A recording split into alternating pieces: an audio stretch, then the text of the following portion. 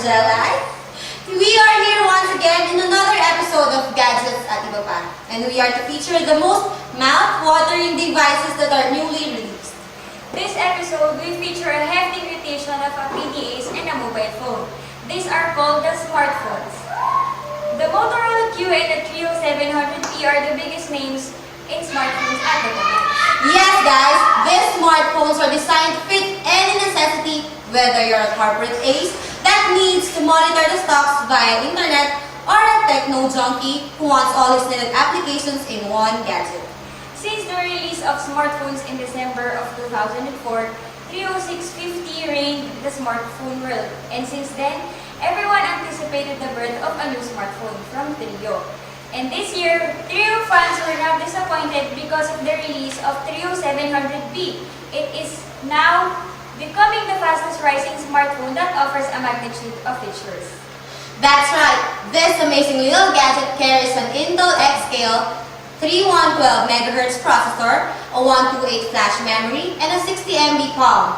It also offers a 320 by 320 TFT touchscreen with 16-bit color display that can show up to 65,536 colors. This feature makes a regular mobile phone or a regular PDA looks like toys of the past.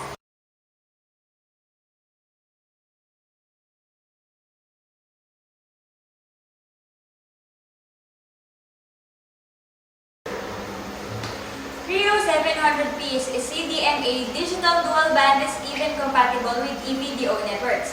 This takes care of the network compatibility that is a common problem for phones coming from other countries. It means that you can use 700p anywhere in the world. And with a lot of places to go, you can use its 1.3 megapixel camera that shoots still pictures and capture a video with 352 by 288 resolution. It is sure not to let a picture moment pass by. And if you are on a long trip, not to worry because the Trio 700P has a battery that lasts up to 4.5 hours talk time and a standby time up to 300 hours.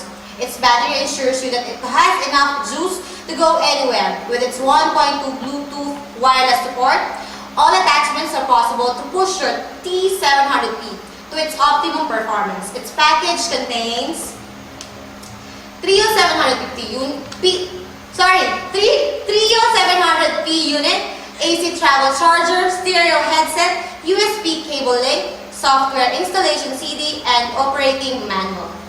The package is priced at 14,352 pesos in the net, but may change here at the local market.